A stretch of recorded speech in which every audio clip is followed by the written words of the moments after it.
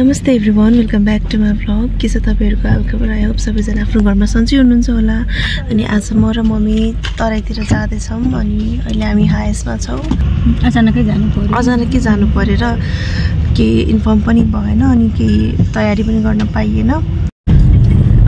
हामी यहाँबाट हिँडिसक्यौँ बनेपाबाट हैन। अब सायद हामी कति बजीतिर पुग्छौँ मम्मी? 3-4 बजीतिर पुग्छौँ होला।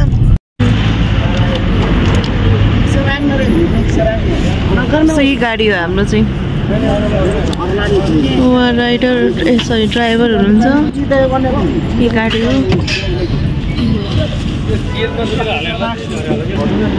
धुलीखेल आइपुग्यौँ हामी।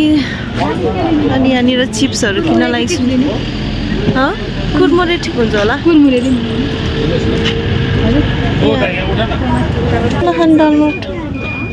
यो कस्तो खाएको छ? यसले पनि मिठै हुन्छ, करेन्टको हो।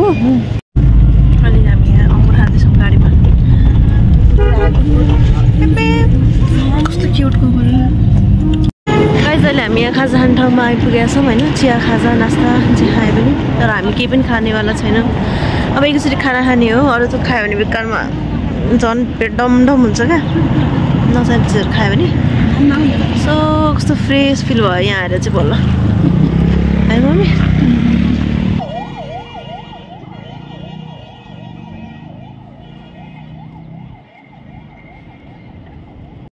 हामी भित्र आइसक्यौँ। फेरि स्टार्ट भयो हाम्रो यात्रा। अब सिन्धुली आउँछ के आउँदैछ? चियाबारी हो।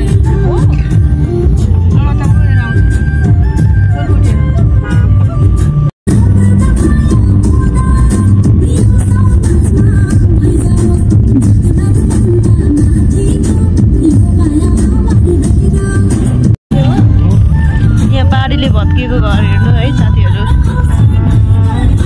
यहाँको घरहरू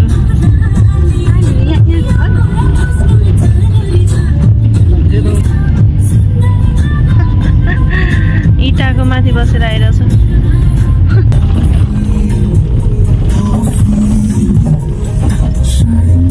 अगाडिको पहाड राम्रो देखेको पहाड चाहिँ।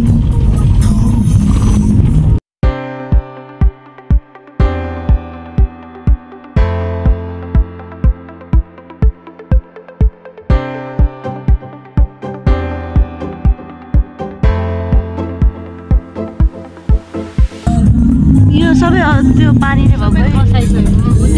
माथि रोड थियो है। त्यो माथि रोड थियो कि। गाइस, अहिले बिहानको 10 बजेको छ अनि हामी यहाँ बिचरा रोडमा छौँ। ठाउँ मम्मी हो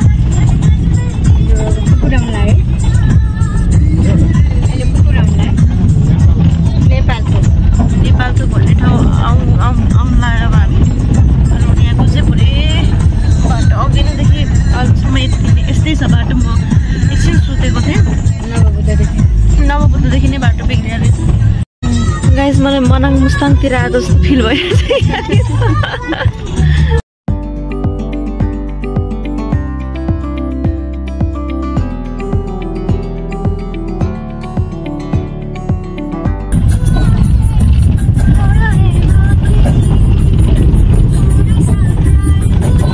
हाम्रो ड्राइभर दाइले चाहिँ राम्रो राम्रो गीत सुन्नु हुँदो रहेछ। बिग्रेको बाटोहरू सबै सक्यो गाडी। अब राम्रो बाटो स्टार्ट भयो। अब कुपी डाँडा आइपुग्यौँ हामी। खोला गीत र भ्यू ठ्याक्कै म्याच छ।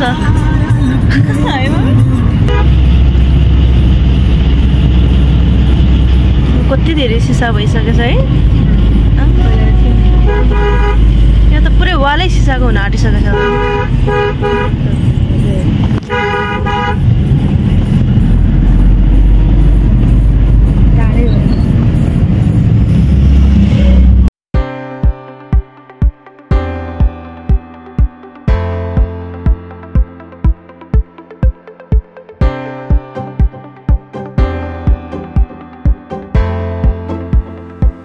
ये है हमारी गाड़ी। This is our vehicle and यहाँ खाजा खाने ठाउँमा रुके हैं। सादा खानाको सो गाइज हामीले दुईटा खाना भनेको छौँ सादा खाना गाइज हाम्रो खाना आयो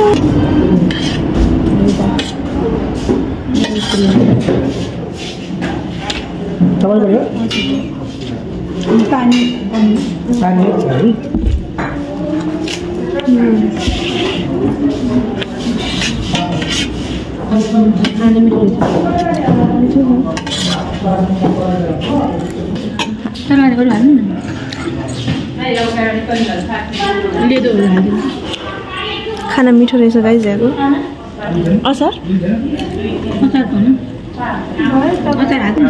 हामीले खाना खायौँ अब फेरि हामी गाडीमा जाँदैछौँ पानीको पैसा तिरेर यही ठाउँमा हामीले खाना खाएको है गाइज यही होटल हो अनि यो चाहिँ कुन ठाउँ रे मम्मी चियाबारी होइन सो फ्रेन्ड्स अब हामी यहाँ चियाबारीबाट फेरि हिँडिसक्यौँ गाडीको फेरि अब स्टार्ट भयो अब कहीँ पनि रोकिँदैन होइन कहाँ रोकिन्छ अब भन्नु अब कहीँ पनि रोकिँदैन अब सिधै डेस्टिनेसनमा रोकिन्छ अब आइपुग्न आँट्यो कति टाइम बाँकी छ अब यहाँ केही 2 बजे गाइस अहिले हामी 2 बजी ठ्याक्कै लालगढ आइपुग्यौँ अब 1.5 घन्टा अझैसम्म भयो कि म चाहिँ सुतेको थिएँ मस्त एकैछिन निदा फेरि उठिहालेँ कुन फुल हो यो सो गाइस यो चाहिँ वीरेन्द्र बजार हो मेरो मामा घर जाने बाटोको चोक भन्नु पर्ला यहाँ मेरो मम्मीले चाहिँ यहाँ आफ्नो बचपन बिताउनु भएको छ होइन मम्मी गोदावरी स्कुलमा म पढेको गोदावरी स्कुल पनि यहाँ मम्मीले पढ्नु गोदावरी अघि पहिला जाने बाटो नै त्यही हो कि अहिले पनि गाडी चलेर यहाँ बेलाको बस चलेपछि त्यही गोदावरीबाटै जाने कस्तो लाग्दैछ त तपाईँलाई मैले चलाएपछि रमाइलो लाग्यो यो चारनाथपुर खोला के खोलामा खोलै छैन गाइस अनि यो खोलामा कति आउँछ यतैबाट पहिला खोलै खोला यसो स्कुल जान्छु नि स्कुल हाम्रो यो सानो म स्कुल देखाइदिन्छु ल ओके यो स्कुल ठुलो छ नि बिल्डिङ देखिरहेको छ नि कुन उयो सेतो ए स्कुल हो हाम्रो मम्मीले पढ्नु भएको मेरो मम्मीले पढ्नु भएको स्कुल त ठुलो रहेछ त यार यहाँको बाटोको कन्डिसन हेर्नु है यस्तो धुलो छ धुलो त नहुनु पर्छ त यार यस्तो सफा ठाउँ पनि यस्तो धुलो धुलो भयो है हाम्रो डेस्टिनेसन आइपुग्यौँ गोलबजार आइपुग्यौँ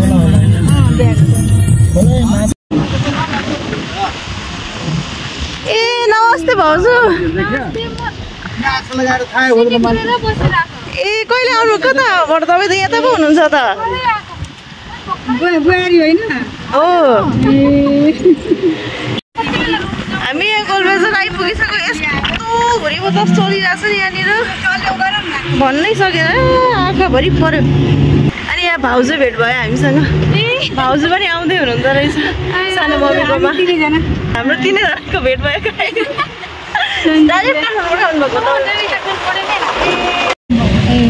अहिले हामी यहाँ सिटीमा चढेका छौँ सानो मम्मीको घर जाँदैछौँ 3जना गाइस हामी आइपुग्यौँ सानो मम्मीको घर आयो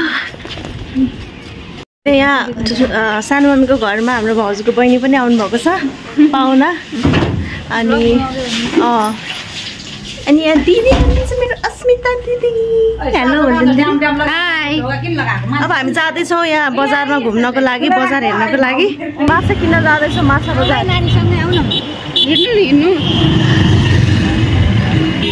माछा बजार गोल बजारको माछा बजार कता हो ओहो कहाँको माछा हो यो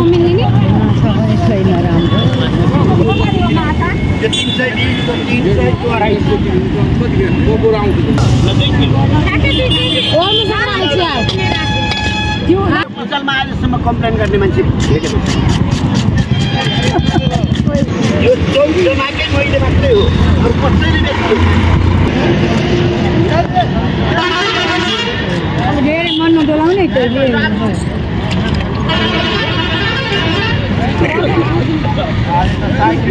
त्यही त त्यत्रो छ फेरि खाने मान्छे को छ भोलि पर्सि लिउँला नि फेरि खाने मान्छे फेरि लिनुपर्छ त्यसै पऱ्यो होला के गर्ने लिएर के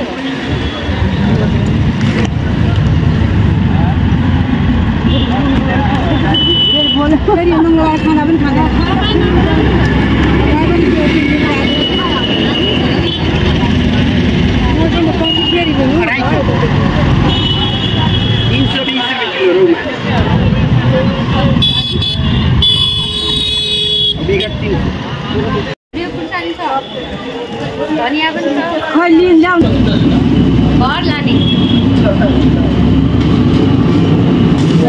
पर पिस कति रुपियाँ हो अङ्कल? 5 रुपियाँ चपको? अनि यो उसको प्याजीको 10 को 3टा? वा 50 को चप 30 को 30 को चप अनि 20 को 5 टोटल गरेर 50 भयो नि त है। ल पसलको नाम हो दुनमुन होटेल एन्ड नास्ता पसल। So guys, अब हामी यहाँ तरकारी फलफुल सब थोक लिएर घर जाँदैछौँ अनि बेलुका भइसकेको छ अनि हाम्रो प्यारी भाउजूले माछा बनाउँदै हुनुहुन्छ। माछा तल्दै ये रहा हमारा खाना।